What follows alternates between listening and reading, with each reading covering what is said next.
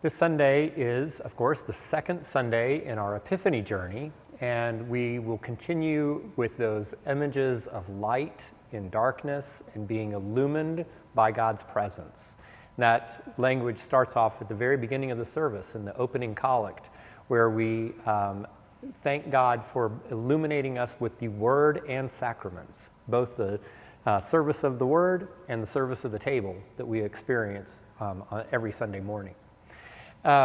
Before that, we will be coming in singing Ye Servants of God, Your Master Proclaim, this really wonderful Charles Wesley text with a German folk tune originally, but a very popular tune, Paderborn.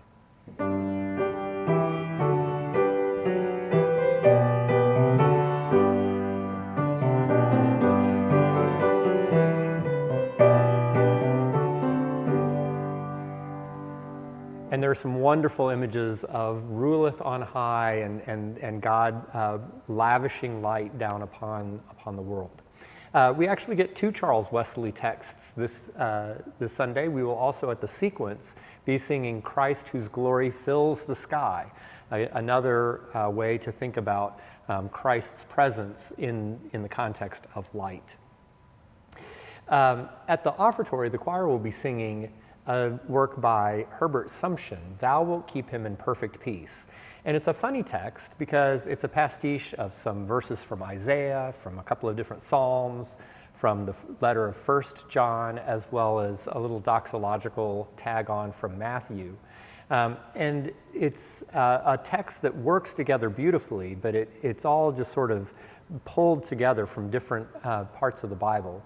Sumption seems to have been inspired. This text, with that exact layout, was originally set back several centuries earlier by a different Wesley, S.S. Wesley, and Sumption seems to have recognized the how powerful the text is and decided to give a little bit of a 20th century take of his own.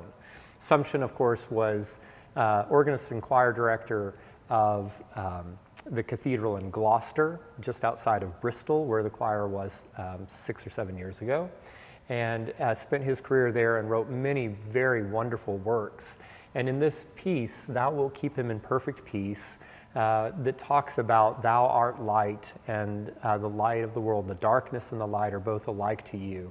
It all has this sort of a running stream of accompaniment. The organ just kind of bubbles along with this continuous line.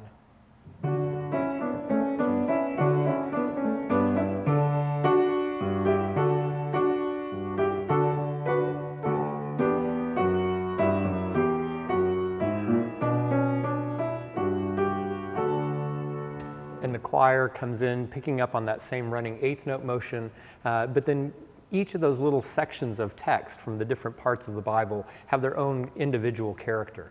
A really fantastic and very tuneful piece. At the Gospel, we will be hearing John the Baptizer as he acknowledges, here is the Lamb of God, in reference, of course, to Jesus.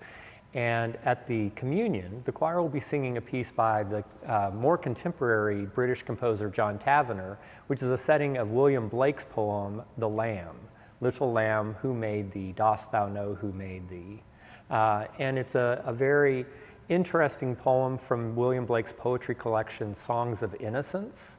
And Tavener sets it in this very mystical, exalted kind of a style. It's very hushed and quiet and quite chromatic, and yet it is also, it has this supreme, unearthly kind of beauty to it.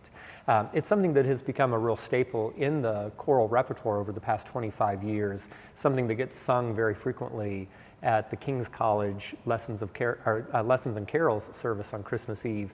So it's probably something that you will recognize having heard before, but it is quite unique. It is not like a lot else in the repertoire. And then at the end of the service, we'll be singing Christ is the world's true light. Again, more of that light imagery. And it's interesting that this text was written earlier, but this tune that we have in our hymnal was written for the 1940 hymnal for use with this text.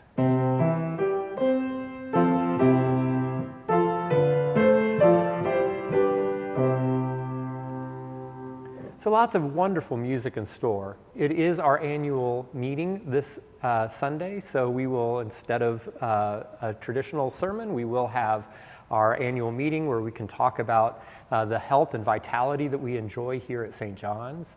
And then that gives us plenty of time to really think about the prayers, the readings, and the music that we have as we embody the light that Christ has shown us as we show that forth into the world around us. We hope that you will join us here for worship this Sunday at St. John's Cathedral.